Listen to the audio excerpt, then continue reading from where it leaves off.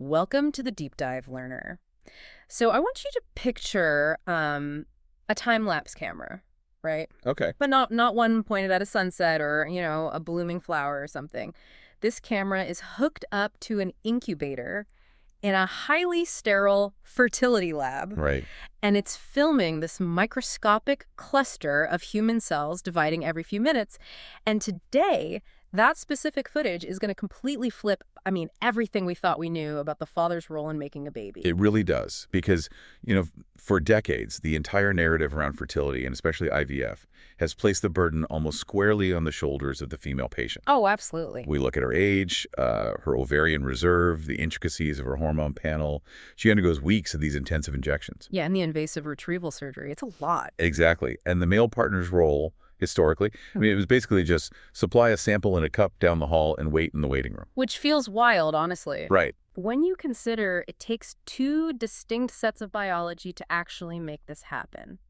But today, learner, we have a stack of incredibly fascinating sources on the table that, well, they dismantle that old imbalance completely. They really do. We are looking at this groundbreaking 2025 research paper published in Reproductive Biomedicine Online. It's a fantastic paper. And alongside it, we have these specific clinical protocols and rigorous Western medical studies evaluating traditional Chinese medicine. Yeah. So our mission for this deep dive is to unpack how modern technology has finally proven that a father's sperm health drastically dictates late-stage embryo development. Which is a huge paradigm shift. It really is. And then we're going to explore how surprisingly low-tech, ancient interventions are being proven by Western science to fix those exact sperm issues. And to really appreciate the magnitude of this 2025 review, we have to look at how fertility clinics have operated for, the last 40 years. All right, set the stage for us. Well, when it came to the male side, the standard of care was essentially just taking attendance. Taking attendance? Yeah, basically. A technician looked under a microscope and did a basic head count. Maybe they checked to see if a few of them were moving around. Oh, wow. So just a very surface-level check. Exactly. There was very little effort put into actually improving the quality of the sperm beforehand. The goal was just finding enough biological material to work with.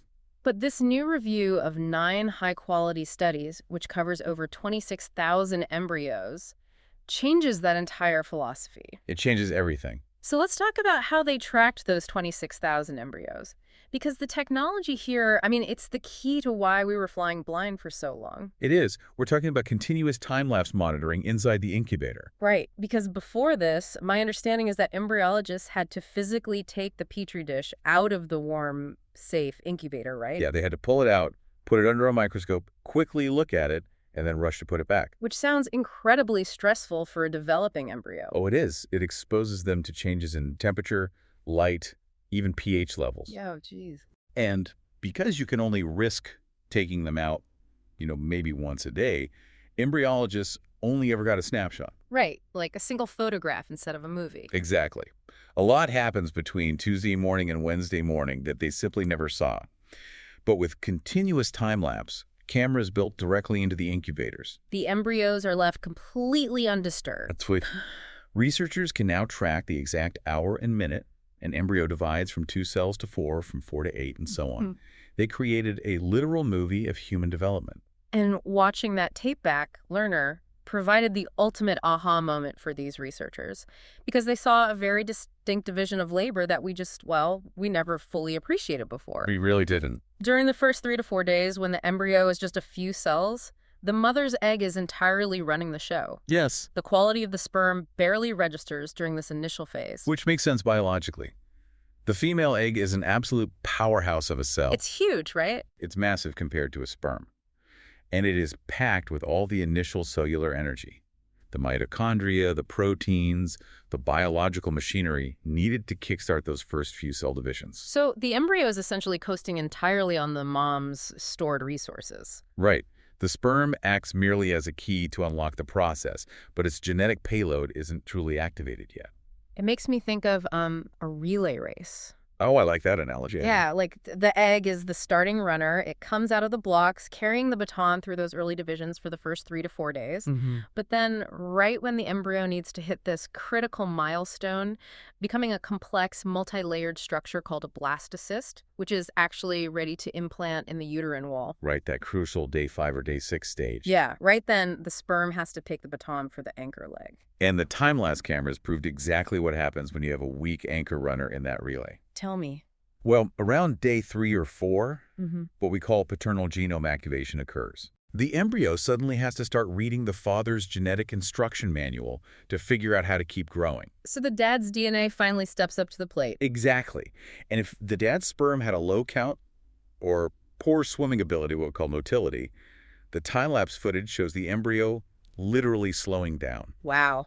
Literally slowing down on camera. The biological ticking clock is physically delayed. Mm. They struggle to reach the blastocyst stage on time, or they just stall out entirely. So wait, a sperm could look perfectly fine on day 1, successfully fertilize the egg, and then silently crash the whole operation on day 4. That is exactly the data shows. That is wild. Okay, so what exactly makes a good anchor runner then? If we know when the sperm takes over, what are the specific qualities in the sperm that dictate success or failure in that late stage? The 2025 paper highlights a few absolute non-negotiables. First is motility, which is the sheer swimming vigor of the sperm. Okay, so how well they move. Right. Alongside overall concentration. Higher motility and concentration at the time of fertilization strongly correlate with faster, properly paced embryo development days later. And pacing is everything here. It is. An embryo that hits its developmental milestones on a precise schedule has a dramatically higher chance of successful implantation in the womb. Which ultimately leads to higher live birth rates. Exactly. The paper also points out that the age of the father plays a role here, right? Which kind of counters that old myth that men can just effortlessly father children into their 70s without any biological consequences. Yes, that is a huge myth. Older dad's sperm physically slows the embryo development down. So age degrades the cellular machinery. It undeniably does. Right. But the overarching culprit they identified across these studies, the real villain behind that sluggish day 4 growth, is something called sperm DNA fragmentation. Okay, let's break that down for the learner because it sounds severe. It is a major issue. We're talking about physical breaks or damage in the actual genetic material carried inside the head of the sperm, right? Yes. Think of the DNA inside the sperm as a highly compressed, tightly coiled instruction manual. Okay, an instruction manual. DNA fragmentation means pages are torn out or words are smudged. Oh, that's a great way to picture it. Right, so the sperm might still have a tail, it might be able to swim to the egg, but once it gets inside, the embryo eventually tries to read that manual to build a blastocyst. And when it hits the torn pages... Development stalls. Hmm. The time-lapse cameras show a direct link between highly fragmented sperm DNA and delayed, poor-quality, late-stage embryos. Okay, I have to play the skeptic for a second and push back on standard clinic protocols here. Go for it. If we know this, if embryologists can physically watch these embryos slow down on camera because of poor sperm quality, why is the standard procedure just finding one okay sperm? We talking about ICSI? Yeah, ICSI, intracytoplasmic sperm injection, where a technician literally isolates a single sperm and injects it straight into the egg with a microscopic needle. Why are clinics just rummaging around the sample looking for one survivor instead of, I don't know, stepping back and actually making the whole batch better? And that tension you're pointing out is the central thesis of the 2025 paper. Really? Yeah. ICSI was a miraculous invention in the 1990s because it allowed men with severe male factor infertility to become biological fathers. Which is amazing, obviously. Truly. But the philosophy became, well, we only need one sperm to make an embryo, so we will just use technology to force it into the egg. Ah, I see. Over the decades, clinics started over-relying on ICSI to bypass poor sperm health altogether. Rather than addressing why the sperm count was terrible in the first place. Precisely. This paper is a direct call to action for fertility clinics to stop treating ICSI as a magical bypass. Because it doesn't fix the torn instruction manual. Exactly. You can force fertilization with a subpar sperm using a needle, but you cannot force a healthy blastocyst on day 5. Wow. That hidden DNA fragmentation is still going to haunt you when the paternal genome turns on. That makes total sense. So the scientific consensus is finally shifting. We have to proactively improve the quality of the sperm well before the IVF cycle even begins. Better sperm equals healthier, faster-growing embryos. Because if the baton handoff on day 4 is going to fail, it really doesn't matter how good your starting runner was. Or how fancy the needle was that started the race. Exactly. Which brings us to a massive pivot in our source material. Yes, the intervention side. Right. If we accept that we can't just bypass bad sperm, if we actually have to upgrade the biological machinery creating it, how do we do that? I mean, you can't exactly put sperm on a treadmill. No, you definitely cannot. Ironically, the most cutting-edge embryology is pointing us toward one of the oldest medical interventions on the planet, traditional Chinese medicine. Specifically, acupuncture and herbal therapy. Yeah. It is a remarkable intersection, isn't it? It really is. We are seeing modern, microscopic cellular problems being solved by macroscopic, ancient practices. So how does this work? Walk us through the protocol. Well, the standard TCM protocol for male fertility outlined in the clinical data typically spans 8 to 12 weeks. 8 to 12 weeks. Why that specific time frame? Because the life cycle of a sperm from a raw germ cell to a fully mature swimmer takes about 70 to 90 days. Oh, I had no idea. Yeah. So this protocol aligns perfectly with a full manufacturing cycle. It involves thin, painless acupuncture needles placed on specific points on the lower back, abdomen, legs, and ankles. Usually twice a week, right? Usually twice a week, yes. Yeah. Paired with daily custom herbal formulas. Okay, learner, if you are sitting there wondering how a needle in your ankle is supposed to help an embryo grow in a lab, we really need to talk about the biological mechanisms. Yeah, because this isn't mystical energy. It's measurable physiology. Exactly. The sources explain that these TCM treatments do a few highly specific things. First, they drastically increase blood flow to the testicles. Right. But how does a needle in the lower extremity actually do that? It does it by stimulating specific peripheral nerves. When an acupuncturist places a needle in the leg or ankle, it sends a signal up the spinal cord to the brain, which triggers a systemic nervous system response. Meaning what, exactly? It shifts the body out of its sympathetic fight-or-flight mode and into a parasympathetic rest and digest state. Ah, okay. And when your nervous system relaxes, your blood vessels naturally dilate. This allows a huge surge of nutrient-rich, highly oxygenated blood to reach the pelvic floor and the reproductive organs. And that fresh blood flow is crucial because it tackles the second major mechanism, lowering oxidative stress and inflammation. Which is huge. Let's lean back into the manufacturing plant analogy here, because I picture the male reproductive system as an assembly line. That's a perfect way to look at it. And oxidative stress is essentially toxic exhaust and rust building up on the factory floor. Right. It damages the cellular structure of the sperm, breaking the tails and fragmenting the DNA. So if oxidative stress is the toxic exhaust, the fresh blood flow triggered by acupuncture acts as a heavy-duty ventilation system. Oh, I see. It brings in natural antioxidants to sweep out the free radicals and cool down the inflammation on that factory floor. And beyond the blood flow, the sources show TCM gently balances crucial hormones, too. Yes, specifically things like FSH. Right, follicle-stimulating hormone, which is the signal the brain sends to the testes to actually manufacture the sperm. Exactly. It also balances LH, or luteinizing hormone, which triggers testosterone production. And finally, the treatment lowers overall systemic stress hormones like cortisol. Which are just notorious for shutting down reproductive functions entirely. Right. Your body isn't going to prioritize making a baby if it thinks you're constantly running from a bear. Exactly. So by doing all of this, increasing blood flow, sweeping out oxidative stress, and optimizing the hormonal signals, TCM directly solves the exact roadblocks the 2025 time-lapse cameras identified. You are fundamentally upgrading the raw materials in the assembly line. Yes. And the end results measured after this 8 to 12-week protocol are undeniably robust. We're talking higher overall count, greater semen volume, better forward swimming motility, Improved structural shape or morphology. And, most importantly, a significant reduction in that dreaded DNA fragmentation. which is exactly what the Inca runner needs. And it is vital to point out for the learner that doing this is perfectly safe alongside regular fertility care. Oh, absolutely. You don't have to choose between your Western reproductive endocrinologist and a TCM practitioner. Not at all. You just need to ensure you are seeing a licensed, board-certified acupuncturist who specializes in fertility.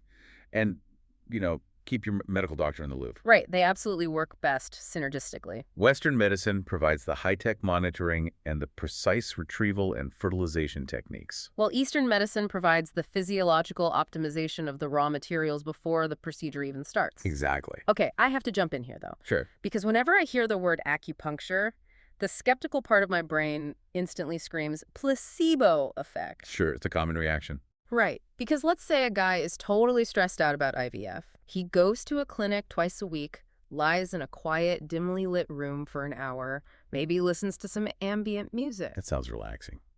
Isn't it entirely possible that taking forced naps simply lowered his stress and that's why his sperm parameters improved? Like, is it really the needles? It is the most common and valid critique of acupuncture research, which is exactly why the source material includes hard, Western clinical data designed specifically to dismantle the placebo argument. Okay, let's get into the clinical receipts then. Let's do. We have a study from Pei and colleagues from 2005. Yes. This was conducted by researchers in Germany and Italy and published in Fertility and Sterility, which is a massive, highly respected American medical journal. It's a top-tier journal. They took men with unexplained infertility, ran them through a targeted acupuncture protocol twice a week for 5 weeks, and physically measured the sperm afterward. And the structural improvements are striking. What did they find? The researchers saw significant enhancements in both motility and morphology. So morphology refers to the physical architecture of the sperm cell. Exactly.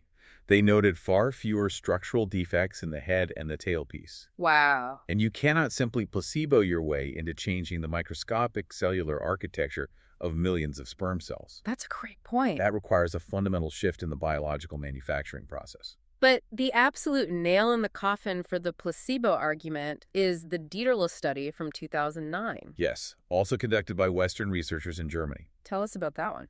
Dieterle ran a randomized placebo-controlled trial, which is the gold standard of scientific research. Right. They took a group of men suffering from very low sperm count and poor motility and divided them entirely at random. Okay. One group received real, targeted acupuncture along the established therapeutic nerve pathways. The second group received sham, or placebo, acupuncture. Okay, wait, meaning what? The acupuncturist placed real needles into the men in the second group, but deliberately put them in random spots on the body. Exactly. Random spots that are not tied to the nervous system pathways linked to reproduction. Okay, so both groups of men experienced the exact same psychological intervention. Right. They both laid on a table in a dark room. They both felt needles go into their skin. They both rested for the exact same amount of time. So if this was just about taking a relaxing nap, both groups would show the exact same improvements. But they didn't. Really? Only the group receiving the real targeted acupuncture saw a clear, measurable increase in the percentage of highly motile swimming sperm. And the sham group? The sham group saw no significant change. Wow. So the physical placement of the needles triggered a measurable physiological change, completely independent of the patient's state of mind. That is incredible. And our sources don't just rely on isolated studies in Germany either. No, we are looking at massive syntheses of global data. Right, like a researcher named Peld out of Yosen University in Los Angeles published a synthesis in 2011, and that aggregated 19 different studies. 19 studies. All consistently showing that acupuncture and Chinese herbal formulas together significantly improved count, concentration, motility, and morphology in men with subfertility. With zero adverse side effects. Which is huge. And then there's another synthesis by Pryor in that same year, also out of Yosan University. And that one focused heavily on the DNA fragmentation piece. Right, the torn instruction manual. Exactly. Okay. By analyzing multiple trials, they proved that TCM positively altered hormone balance and boosted internal antioxidant levels. So creating a systemic environment that protects the sperm DNA from fracturing in the first place. Exactly. Whether a couple is trying to conceive naturally or preparing for an ICSI cycle, reducing that DNA fragmentation is paramount to getting a healthy blastocyst. So bringing all these threads together, the Western clinical data aligns flawlessly with the stark warnings of the 2025 embryology paper. It's a perfect match. The time-lapse cameras tell us that if the anchor runner is weak, the embryo stalls on day 4. And the Western-backed TCM data tells us we have the tools to actually train that anchor runner. Right. When you upgrade the factory, when you boost the motility, fix the morphology, and protect the DNA integrity, the embryo development speeds up, It hits its milestones. and the chances of taking a baby home skyrocket. This should be profoundly empowering for the patient. I completely agree. It shifts fertility from a passive waiting game into an active preparatory phase. And the sources are careful to remind us that holistic lifestyle changes work in tandem with TCM too. Oh, they're essential. Yeah. Quitting smoking, strictly limiting alcohol, eating a diet rich in antioxidants, engaging in moderate exercise, and managing weight. Right. These aren't just empty wellness buzzwords. No, they are direct mechanical ways to reduce that oxidative stress on the factory floor alongside the acupuncture. So what does this all mean for you, the learner? It means a lot. If you or someone you love is navigating the grueling maze of fertility treatments, it means you have actionable, proven tools at your disposal that have honestly been overlooked for decades. If you're preparing for IVF, you should not accept the narrative that only the female body needs preparation. Right. The 2025 paper says better sperm is an absolute biological necessity for later-stage embryos. Patients need to advocate for themselves and proactively ask their IVF clinics about integrating this preparation into their protocol. Thankfully, many of the top-tier fertility centers now actively recommend a 3-month male prep phase. They do. And for those looking for a concrete starting point or seeking more information on how Eastern and Western medicine seamlessly integrate in practice, the sources highlight the Berkeley Center in New York City. That's Berkeley, right? Yes, you can find them at berkeleycenter.com. They specialize entirely in bridging this exact gap between ancient optimization and modern reproductive technology. It is incredibly refreshing to do a deep dive that doesn't just, outline a depressing modern health problem, but actually hands over a heavily researched, clinically validated solution. It really is. The realization that we don't have to just make do with whatever subpar sperm is in the sample cup, Right. but that we can literally heal the source of the issue is a massive leap forward. It fundamentally rewrites the emotional landscape of fertility, too. It makes human reproduction a true biological team effort, just as it is an emotional partnership. The burden is finally shared. Exactly. Which leaves me with one final thought I want to pose to you, learner, as you go about your day. We started this whole conversation by visualizing those time-lapse cameras in the lab, Right. watching the literal ticking clock of human creation unfold cell by cell. Yeah. If something as seemingly subtle as a father's cellular oxidative stress can literally slow down the physical ticking clock of an embryo's growth inside a controlled incubator days after fertilization, Makes you wonder. what else about our modern, high-stress, inflammatory lifestyles is silently rewriting the very earliest blueprints of human development? It is a heavy, fascinating question. It really is something to carry with you. Keep digging, keep questioning, and we will see you on the next deep dive.